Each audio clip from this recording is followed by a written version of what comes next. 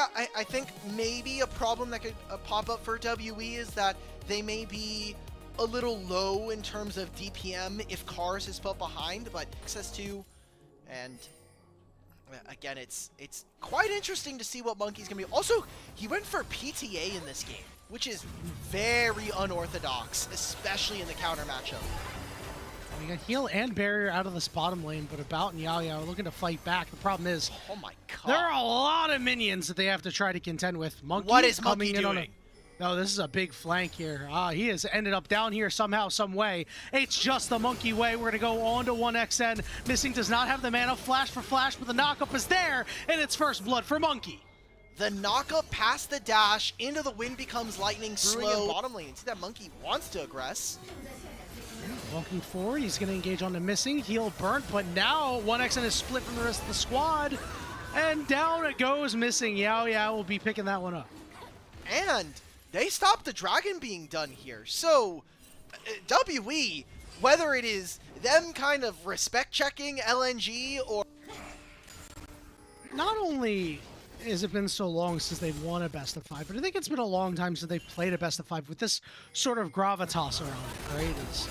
Seeing an engage on the bottom side here. The tidal wave going to land About, forced to flash away.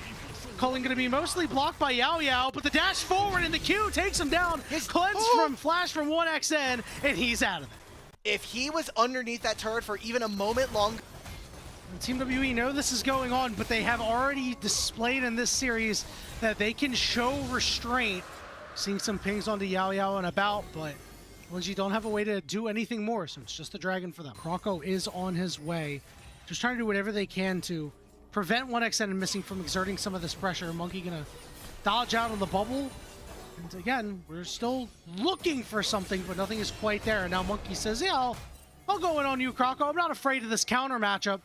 Monki might be afraid of Missing and 1xN looking to cut him off. Here comes the tidal wave. Flash gonna be burned. Equalizer's there, and they're burning away. It doesn't matter the encore because the double kill for Lucian, and Sheer will clean up the end of the fight. A big mistake coming in from Monki. I mean, you have no mid priority to be able to move that arcane combat. We are getting Ludens, so he's gonna do a hell of a lot versus this is here, especially in the lane if he uses those shockwaves. I think Monki got spotted there. Monki was spotted at the very end of that one with the vision. 1xN Missing still walk forward. Nice sidestep there on the Enchanted Crystal Arrow. Croco is here, but he might be a little too late. Crescent Guard just to keep him away. We've got the insurance teleport from Q. Are they going to go for more on this turret? They still have 3 grubs. Herald doesn't spawn for another 45, but Cube, he has so much HP here. This should be them moving in with this Demolish. Try to get a lot of gold for themselves. They're going to split that 3 ways. Not the best, but this is just to hopefully get... We're going for more? Yeah. Call the Forge God. It's not going to land on anybody. Monki isn't able to hit the wind, becomes lightning, but they're still going to look for Croco anyway. Encore just a little too late, but Monki is so low, but that last auto didn't do enough, but the one shot of the culling will get it done for 1xN. Sheer, I really feel like I think it's a very costly objective because if they don't start this immediately, Oriana can still walk. Croco was there. Croco's down to about half HP, and Monki wants to keep going. His Channel Crescent Arrow lands flush. Counter-Strike is there, along with a big knockup from Missing to prevent any further damage. A Bulldog's not even walking. We're going to continue to go. I mean, more turret plates. Let's try to keep up economy with the Azir. Azir's going to trade on bottom side. I am absolutely shocked that LNG are not willing to trade with so many ultimates missing. There's an equalizer. Monki Cube on the backside, causing a ruckus. Monki's gonna go down, Missing, able to get out of there, but now Team WE is leading the way. Bulldog is on his way. Ball is on Rumble. Shockwave. Let's see if Bulldog can find a shockwave here. Elects not to fire it there, and he'll keep it in the back pocket for now. Croco wants it, but he's caught in the back of the pit. Be able to leap a strike back over. All right, turret for turret in trade. LNG will actually end up going 2 for 1 at the end of this. But it's all about where this gold went. Those turrets went to our solo lanes, the mid lanes here in this game. It's gonna feel like maybe last year's 1.5 at this point.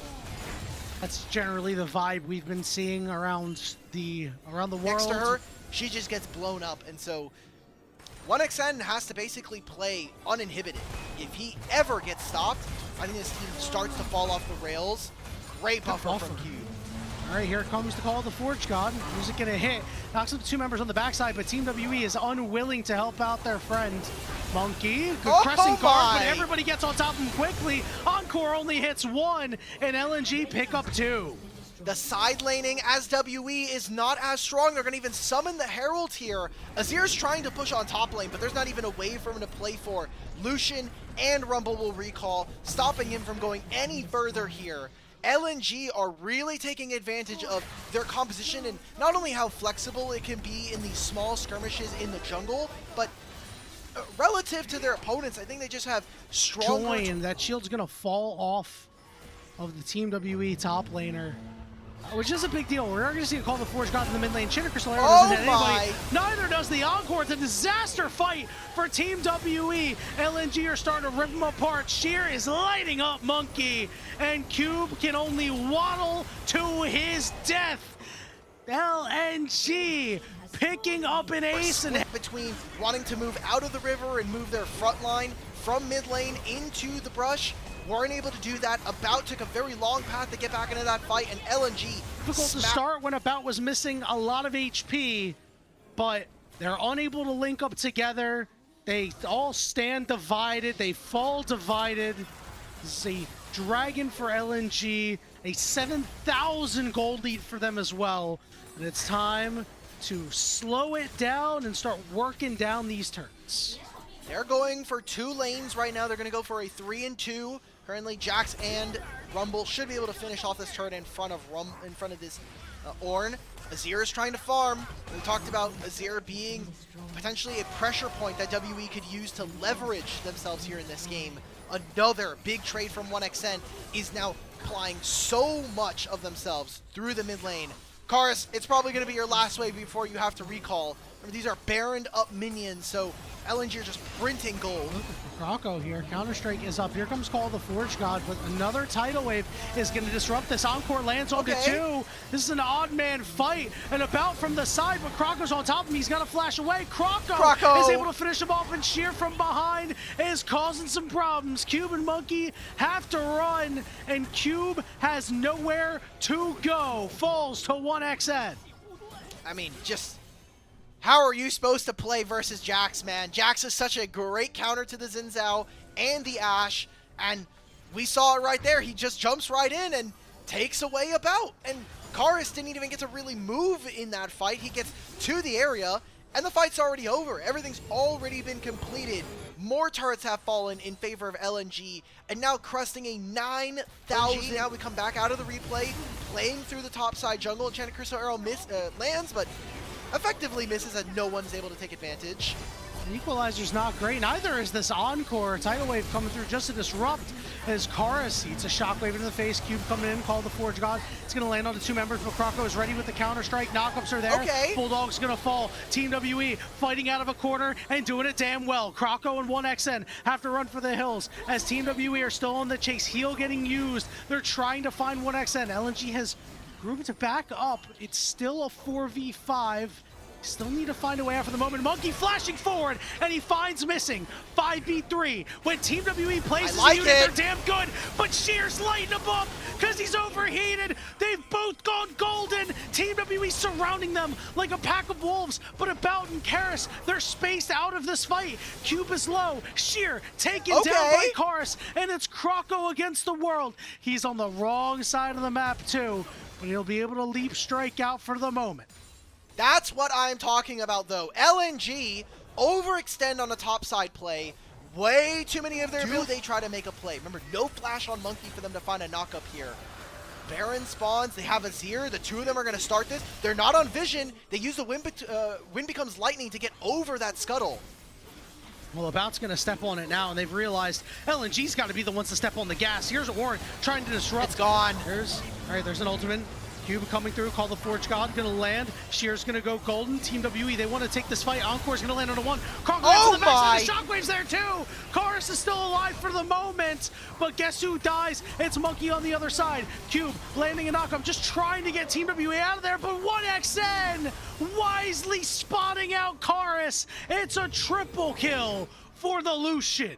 He not only prevents all of them from keeping their Baron, but also gets the teleport. We're going up into what is potentially going to be LNG Seoul here in 2 minutes, but the strong, raw value of these champions paired together on Team WE can wipe all of that away if they can get lucky. All 5 of them sitting on this mid lane. Crystal Arrow is there. What a shockwave coming down, but it's not enough. Bulldog is golden, but all that glitters is not gold. He will fall, and it's Team WE. They had a 5v3, and they're looking for more. Karis will shove away Croco, get right in his face, and survive anyway. Team WE are shoving down mid right now. Can they end the game, though? They've got 3 grubs. They've got no Baron left for them. It is 1xN and Sheer. Great equalizer. That'll keep them in this game. Inhibitor will fall, and not another minion wave will go forward.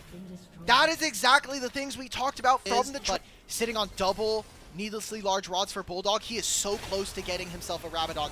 And 1xN has 2 items over this Ashe. I need to see Lucian smurf this fight and win it, because this is a very tenuous game. Massive flank from Croco.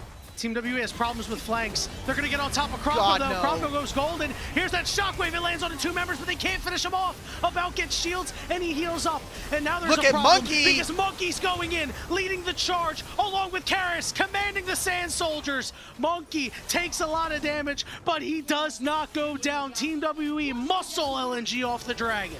It is so tough to move a Xin Zhao, level 17, with a Seraphine. The Diadem of Souls giving... He just walked in, he got the spell shield off of Karis, but that's it. Croco's gonna look again. Enchanted Crystal Arrow, it's on Sheer. Tidal Wave comes through, only hits one. The Shockwave didn't hit anybody! And now it's Team WE's fight to win. Equalizer just to try to burn the wave away. But here comes Cube. Call the Forge God. Bulldog, single down. He's golden, but LNG can't help him out. Team WE a 5v3 advantage. Croco trying to get to this next wave.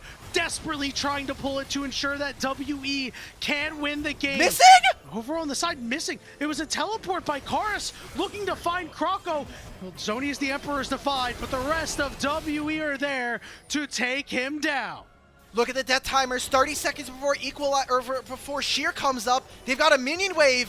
Yanni, I might have just seen WE come back from a 7,000 gold deficit here, and a massive one to put them 2-0 in this series. Team WE were on death's doorstep, and now they're ready to dance at the nexus of LNG here in Game 2. Sheer's not up for 5 seconds, and that's 5 seconds too long as the nexus turrets fall, and Team WE go on match point. The gold graph for this game is going to show LNG...